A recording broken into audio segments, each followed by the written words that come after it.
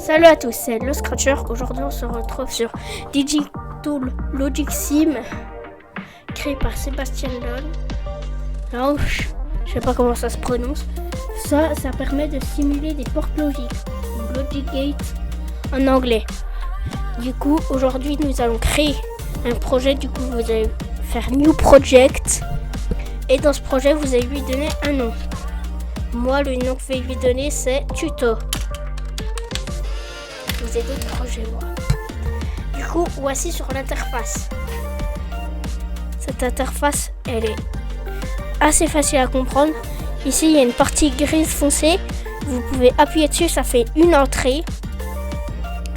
Vous pouvez appuyer aussi autre part, ça fait une autre entrée. Là-bas, il y a aussi ça fait des sorties. Vous pouvez relier des entrées, des sorties. Voilà. Et là, ça vous fait une entrée-sortie. Il y a aussi des puces en bas. Alors la puce est, vous pouvez mettre les deux là-dedans, ça là, et comme l'indique, il faut que les deux soient allumés pour que la sortie ici soit allumée. Du coup le est, le note ou le inverseur en français, tu mets le note là, vous le branchez là, et en sortie vous le branchez aussi. Et là, quand vous activez, ça éteint, et quand vous éteignez, ça allume. Aussi, pour cette série, nous allons aller dans Options. Les deux premiers trucs, vous allez les mettre sur Toggle White Tab. Et quand il y a une touche Tab sur votre PC, quand vous appuyez dessus, ça affiche le nom des pins. Pour changer le nom des pins, vous appuyez sur la partie là. En dessous, il y a le bouton pour supprimer et au-dessus, le nom. In A.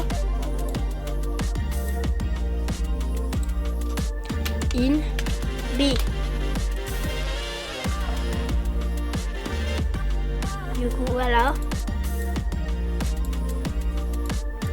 Là, ce qu'on va faire, c'est un AND. Du coup, ici, out. NAND, c'est non est en français. Vous allez choisir un est.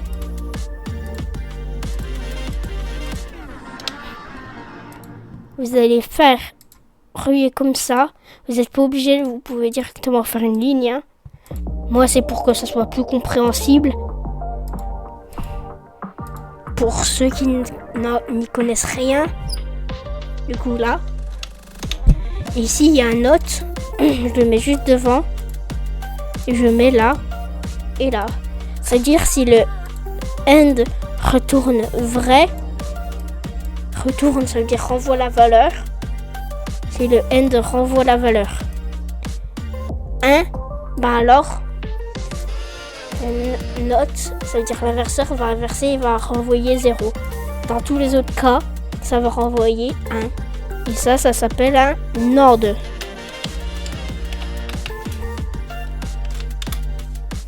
Ici, vous pouvez choisir la couleur. Moi, je vais choisir violet. Voilà. Là, vous allez dans Menu, New. Et pour sauvegarder ces menus, Save. Voilà. Maintenant que vous avez le NAND, on va faire le OR, le OU. Du coup, vous allez faire 2 entrées, une sortie.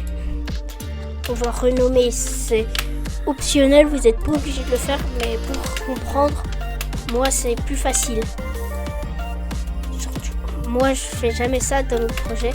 Sauf que pour que vous compreniez, c'est important. Du coup, ici, vous prenez 2 notes, plutôt 2 notes. Vous appuyez 2 fois sur le truc notes, ça vous les met bien rangés. Vous reliez. Voilà. Et vous mettez un NAND.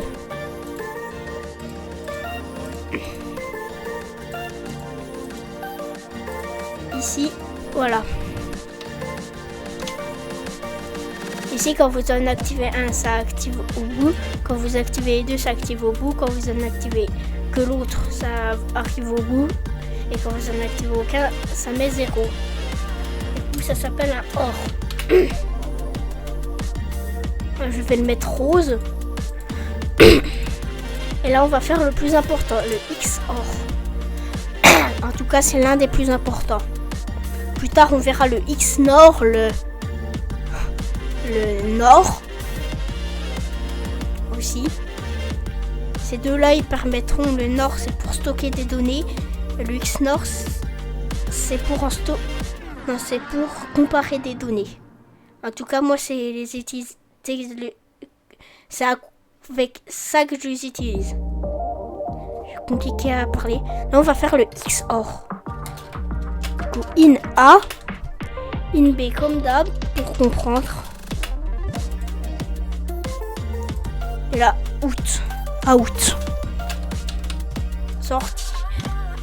Du coup, en fait, le XOR, c'est quand il n'y en a qu'un d'allumé. Il y a un vrai à la fin quand il n'y en a aucun d'allumé. Et sinon, dans tous les autres cas, c'est faux. Du coup, là, vous mettez déjà un OR, un OR, parce qu'on veut pas que les deux, justement, on veut pas que les deux soient allumés. Du coup, ça s'allumera que quand les deux ne sont pas allumés. Et là, vous faites un AND pour vérifier que les deux conditions soient respectées. Et là, vous en activez un, ça marche, l'autre, ça marche, les deux, ça marche plus. Et ça s'appelle le XOR. Si vous vous demandez à quoi ça sert, c'est grâce à ça qu'on peut faire des additions. Du coup, voilà, je vais mettre bleu. Voilà. Dans cet épisode, on aura utilisé le AND, le NOT, le NAND, le OR et le XOR. Du coup, on va juste créer deux autres puces, le NOR et le XNOR. Du coup, le NOR, c'est juste un OR NOT. Et le XOR, c'est juste un XOR NOT. Du coup, là, voilà, ça c'est un OR que je vais in A.